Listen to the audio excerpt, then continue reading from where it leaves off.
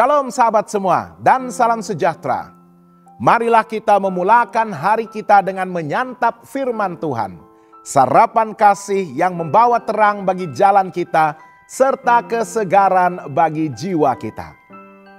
Dalam Kejadian 17 ayat 10, firman Tuhan menyatakan, "Inilah perjanjianku yang harus kamu pegang, perjanjian antara aku dan kamu serta keturunanmu, yaitu setiap laki-laki di antara kamu harus disunat." Sahabat semua, dalam Kejadian 17 ayat 9 hingga 14, kita membaca tentang perintah Tuhan kepada Abraham untuk mengadakan sunat sebagai tanda perjanjian yang kekal antara Tuhan dan keturunannya. Sunat ini bukanlah sekadar tindakan fisikal, tetapi merupakan simbol rohani yang sangat mendalam.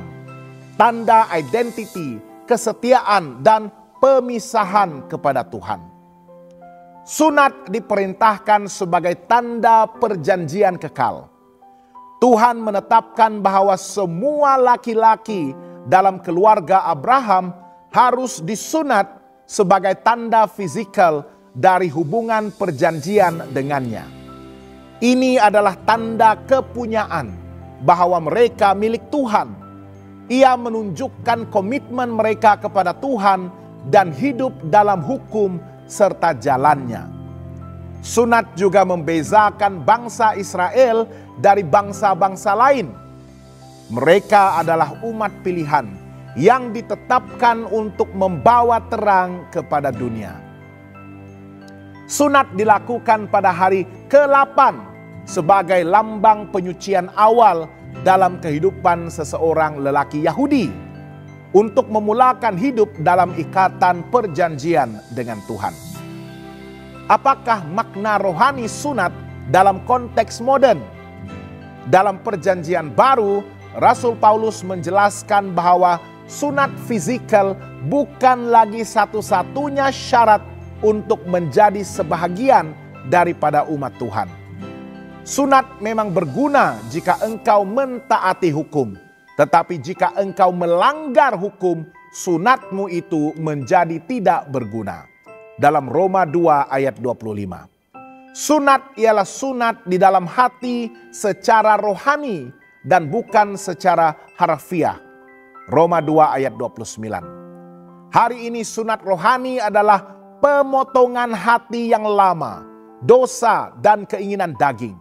Ia menandakan hidup baru dalam Kristus dan menjadi tanda bahwa kita adalah milik Tuhan, bukan karena perbuatan lahiriah, tetapi karena iman dan ketaatan kita kepadanya. Sunat modern bukan lagi pada tubuh, tetapi pada hati yang telah diperbaharui oleh Roh Kudus. Bagaimanakah kita menjadi pewaris perjanjian Abraham? Galatia 3 ayat 29 berkata, "Dan jikalau kamu adalah milik Kristus, maka kamu juga adalah keturunan Abraham dan berhak menerima janji Allah." Ini bermakna kita tidak perlu menjadi Yahudi secara lahiriah. Dengan iman kepada Kristus, kita menjadi sebahagian daripada keluarga rohani Abraham. Dan kita juga mewarisi janji keselamatan, berkat, dan penyertaan Tuhan. Apakah aplikasi rohani untuk kita pada hari ini? Pertama, serahkan hati sepenuhnya kepada Tuhan. Sunat rohani bermaksud kita rela untuk melepaskan dosa dan hidup yang lama, dan membiarkan Roh Kudus menyucikan hati kita setiap hari.